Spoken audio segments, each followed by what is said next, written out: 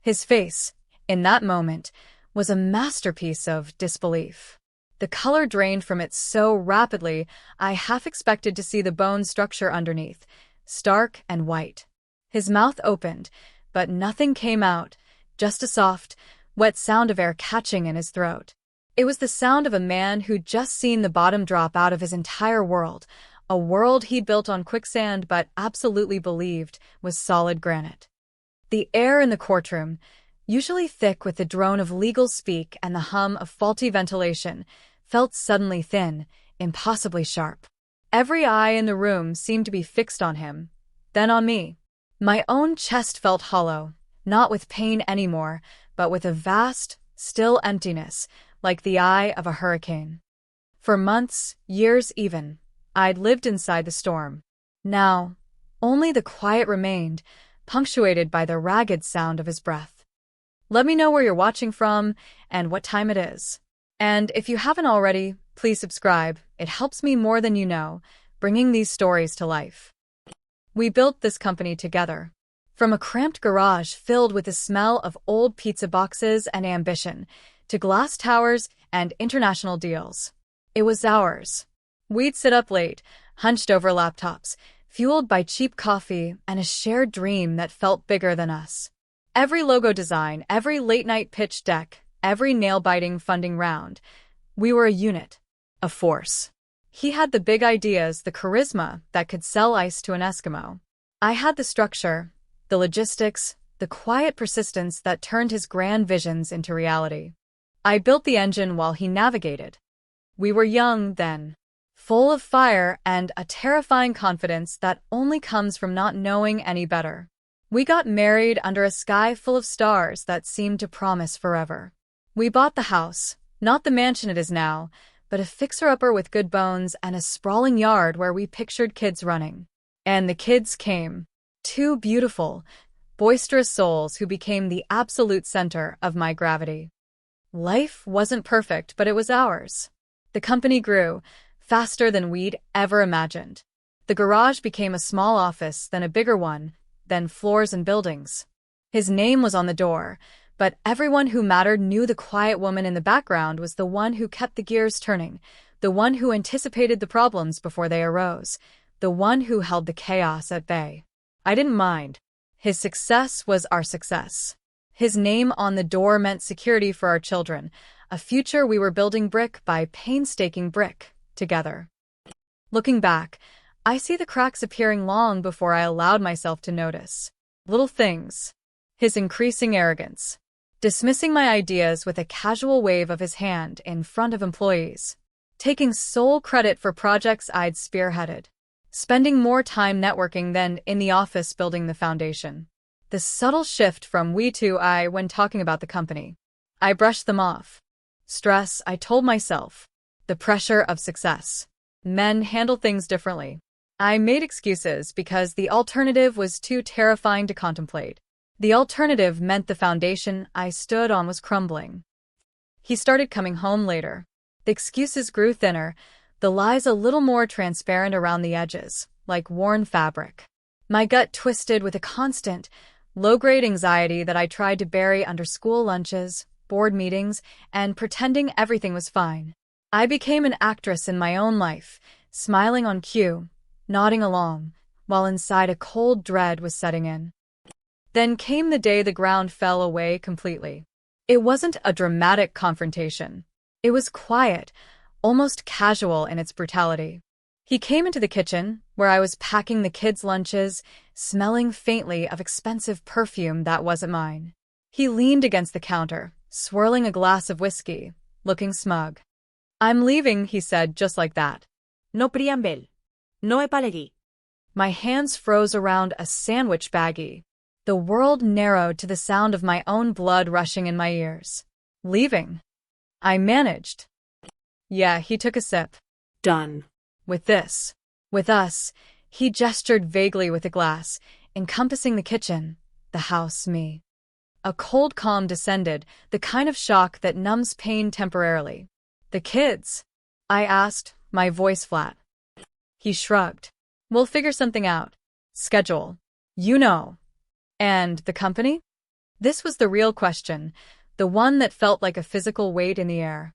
The company was our lifeblood, our joint creation, the source of everything. He smiled then, a slow, cruel spread of his lips. Oh, honey, the company is mine. Always was, technically. My blood ran cold. What did he mean? Technically? We built it together. My name was on documents. I was an executive. He saw the confusion in my eyes and chuckled, a low, rumbling sound that was pure poison. You really thought? He trailed off, shaking his head as if at a child's naivete. Let's just say I've been preparing. For a while now. Paperwork. Agreements. Everything is situated. You'll get a settlement, of course. A fair one. Enough to get by. He laughed then. A short, sharp bark of pure amusement.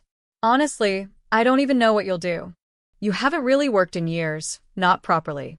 Just played house and dabbed in HR. He took another sip of whiskey, eyes glinting. Let's be real. You'll never leave. Not really. Where would you go? What would you do? You need me. He laughed. That was the sound that echoed in my ears for weeks. He laughed. He thought he had clipped my wings, bound me to the ground, leaving me with nothing but thin air and the ghosts of a shared past. He thought he had won. He thought I was trapped. The shock wore off, leaving a raw, burning pain. The house suddenly felt cold and vast. Every corner held a memory that now felt tainted, a lie I had lived. I looked at my children, their innocent faces full of trust, and a fierce, protective rage ignited deep within me. Get by? A settlement? After everything? After building an empire side by side, I called lawyers. The first few confirmed my worst fears. He had been meticulously, systematically moving assets, changing corporate structures, leveraging his position to minimize my official stake. On paper, his claim was strong. My contributions, the years of grinding work, the intellectual property I developed, the deals I'd saved, none of it translated cleanly into legal ownership in the way his carefully constructed shell game did. They spoke in bleak terms. You'll get something, maybe more than standard spousal support given the lifestyle, but the company, that's going to be difficult. Very difficult. Difficulty was a polite word for impossible. His lawyers were sharks, aggressive and arrogant, mirroring their client. They painted me as a domestic appendage, a woman who had enjoyed the fruits of his labor without contributing anything substantial. They dismissed my executive title as honorary, my work as trivial. Their legal filings were designed to humiliate, to grind me down, to prove his assertion that I was nothing without him. Each legal document that arrived felt like a fresh stab wound. They detailed his plans, selling off parts of the company I'd nurtured, shutting down divisions I'd built, even planning to move headquarters to another state, taking everything, jobs, assets, history with him. It wasn't just about money anymore. It was about the destruction of something I'd poured my life into, something that was as much mine as his. The kids felt the tension, even if they didn't understand the legal jargon. They saw my strained smiles, the dark circles under my eyes. They heard hushed, angry phone calls. They asked questions I didn't know how to answer, without shattering their world completely. I felt like I was drowning, thrashed about by waves of betrayal, fear, and despair. My early attempts to fight back were weak, poorly informed. I reacted emotionally, not strategically. I argued with his lawyers. I pleaded with mutual friends to reason with him. They mostly sided with him, seduced by his success and charm. It was useless. Every move I made seemed to confirm his narrative that I was irrational, emotional, incapable. He seemed to gain strength from my struggle. His confidence swelled.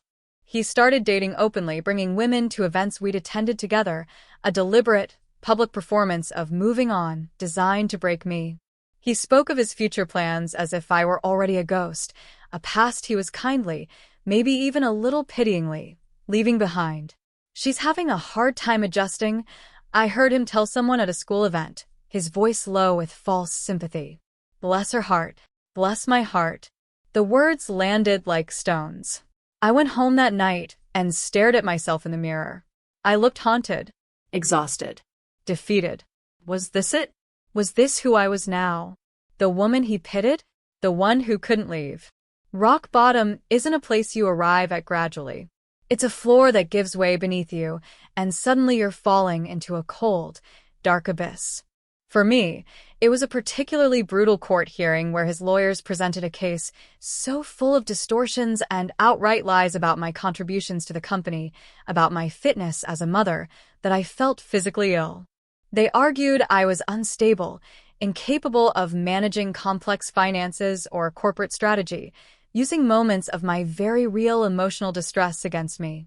The judge, bound by the legal framework and the evidence presented, seemed to be leaning their way.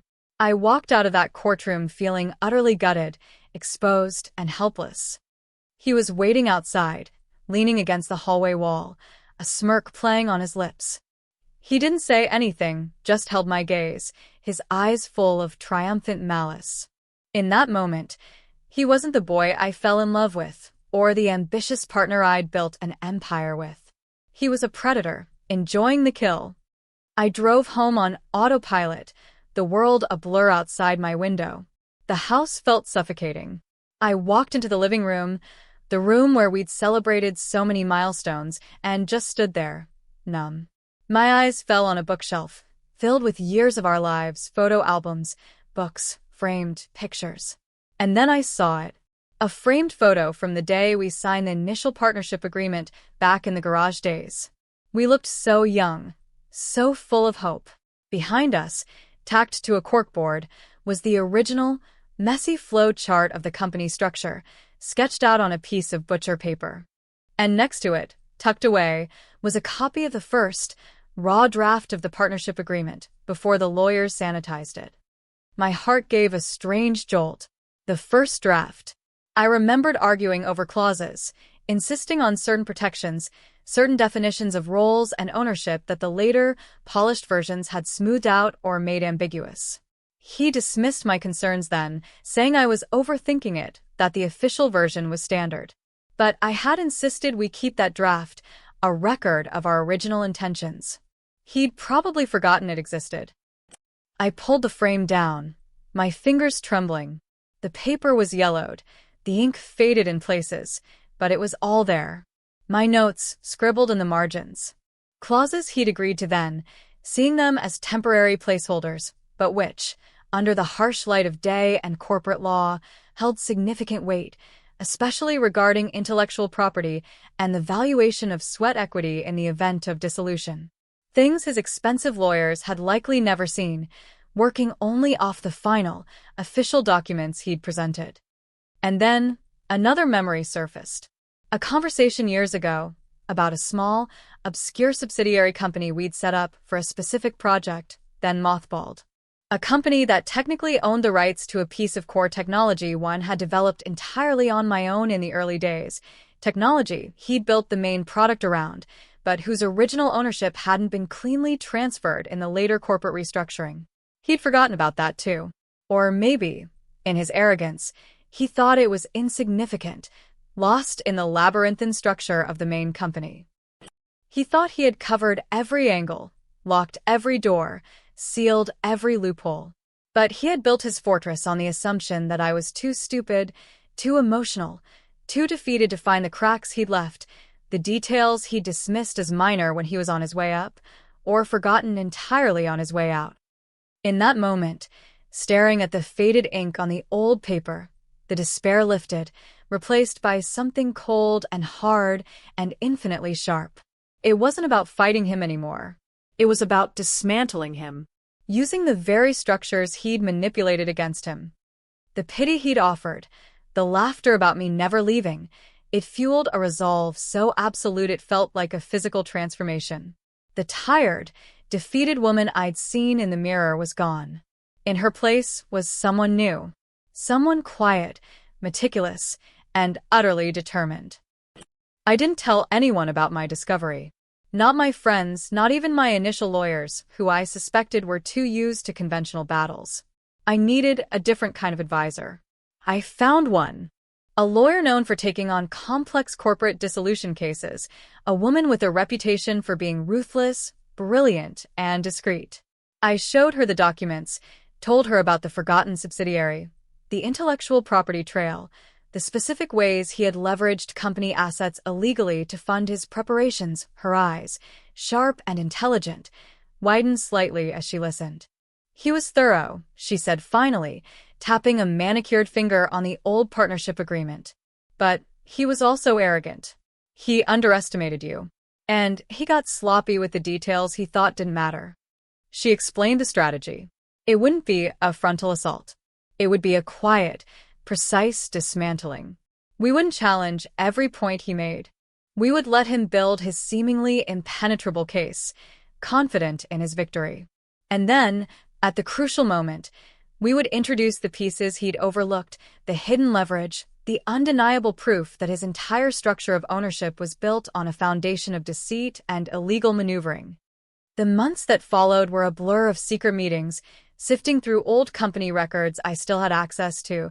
He hadn't thought to revoke all my legacy permissions until it was too late, tracking financial trails he'd tried to obscure, building a case not just for divorce, but for corporate fraud and misrepresentation. It was exhausting, terrifying work, done in the shadows while I maintained the facade of the defeated ex-wife battling for a meager settlement.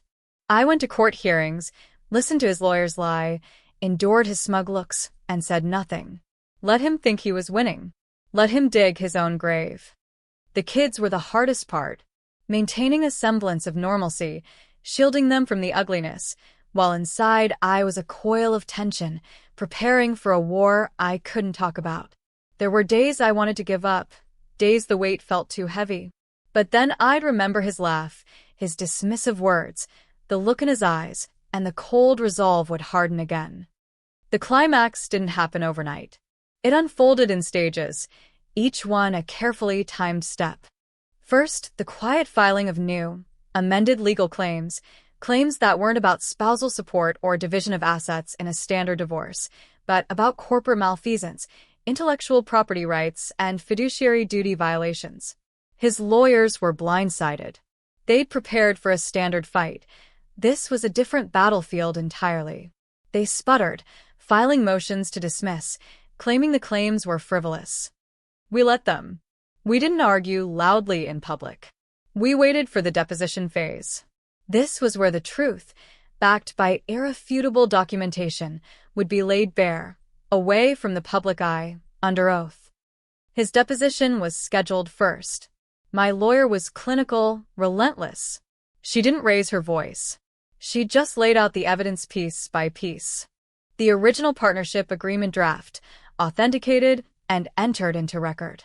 The paper trail of the forgotten subsidiary and its ownership of key technology. The detailed accounting of how he had illegally siphoned company funds for personal use and to finance his preparations. The witnesses, former employees he had wronged, financial experts who could interpret the complex transactions. He started out arrogant, deflecting questions with practiced ease. But as the hours wore on, as my lawyer calmly presented document after document, cross-referencing his own past statements with the damning evidence, his composure began to crack. His answers became hesitant, then evasive, then outright contradictory. He wiped sweat from his brow. His lawyers kept interrupting, trying to coach him, but the truth, backed by paper trails he thought were long buried or never existed, was undeniable. The most crucial part came when my lawyer presented the evidence related to the forgotten subsidiary and the core technology. She showed how, under the terms of the original partnership agreement he had signed, the intellectual property belonged distinctly to that subsidiary, and furthermore, that my contributions to that IP gave me a specific, non-dilutable ownership stake that had been illegally ignored in the later corporate structures he'd created without my full, informed consent. His face went slack. He stared at the documents, his eyes wide with disbelief. It was the look of a man realizing he'd missed something fundamental, something that changed everything. The elaborate structure he'd built to dispossess me, the one he'd laughed about, was fatally undermined by a detail he had dismissed or forgotten from the very beginning. He hadn't just tried to steal from me. He had built his theft on a legal framework that, when properly examined with all the relevant documents, collapsed entirely. He had been so focused on complex financial shell games and legal maneuvers to minimize my role in the main company that he'd overlooked the simpler, more fundamental ownership structure established in the early days, before lawyers complicated everything. He thought he owned the mountain, but I held the deed to the base camp and the only path up. The plot twist, the moment he was truly blindsided, wasn't just that I fought back. It was how I fought back. I didn't just expose his affair or his cruelty. I used his own creation, the company he thought was his untouchable kingdom, as the weapon against him. I understood its history, its structure, its forgotten corners better than he did, because I was the one who had quietly built it, not just publicly fronted it. He laughed that I could never leave because I had nothing. He froze when he realized I wasn't just leaving, I was taking the very ground he stood on. The legal fallout was swift and decisive. The evidence of corporate fraud and his breaches of fiduciary duty were damning. The judge ruled in my favor on key preliminary motions, recognizing the validity of my claims based on the newly presented evidence. Faced with the prospect of not just losing the divorce settlement battle, but facing criminal charges for fraud and the complete collapse of the company he'd built on shaky foundations, his position became untenable. He capitulated. Not gracefully, not with remorse, but with the desperate rage of a cornered animal. The settlement wasn't a fair one he offered. It was a surrender. Under the terms of the final agreement, I received the house free and clear. I received primary custody of the children, his attempts to paint me as unstable having backfired spectacularly in light of his own documented misconduct. And the company became mine. The forgotten subsidiary was leveraged to gain control of the core intellectual property, and his fraudulent handling of funds and assets, coupled with the initial partnership agreement, provided the legal leverage to force his divestment from the main company at a valuation that effectively transferred ownership to me. He was left with a fraction of what he thought he had secured, a bitter, public defeat, and a reputation in tatters. The day he moved out of the house was quiet. He didn't look at me. His face was a mask of humiliation and cold fury. I watched him drive away, not with triumph, but with a profound weariness. The house was empty of his presence, but it was full of ghosts. The laughter, the promises, the shared dreams, they still lingered in the air, a bittersweet reminder of what had been lost. Walking into the company headquarters the next day as the sole owner was surreal. The same building I'd helped design, the same employees I'd hired and nurtured. They looked at me with a mixture of curiosity and respect. It felt heavy, the responsibility settling onto my shoulders. This wasn't just a company anymore. It was my future, my children's legacy, a monument to resilience forged in the fires of betrayal. I sat in the big corner office that had once been his, the one I'd helped decorate, and looked out at the city skyline. The view was the same, but the world had shifted on its axis. I had fought a war I never wanted to fight, against a man I had once loved, for a life he tried to steal. I won, yes. But the victory felt quiet, almost solemn. It wasn't a Hollywood ending with fireworks and cheers. It was a new beginning, built on scarred earth. My children are thriving now. They have stability, security, and a mother who is present, even if the past has left its marks. The company is back on solid ground, restructured, healthier. I run it differently, with less ego, more transparency, and a fierce protectiveness for the people who make it work. Sometimes, late at night, when the house is quiet, I sit on the porch and look up at the stars. The same stars that were there on our wedding night. They still promise forever, but I know now that forever isn't a guarantee given by the universe. It's something you have to build, sometimes painstakingly, sometimes fiercely, with your own two hands, even after someone tries to tear it all down. If this story hit close to home, I'd love to hear your version. Drop a comment with where you're listening from and what time it is. Thanks for being here. Subscribing helps bring more of these to life.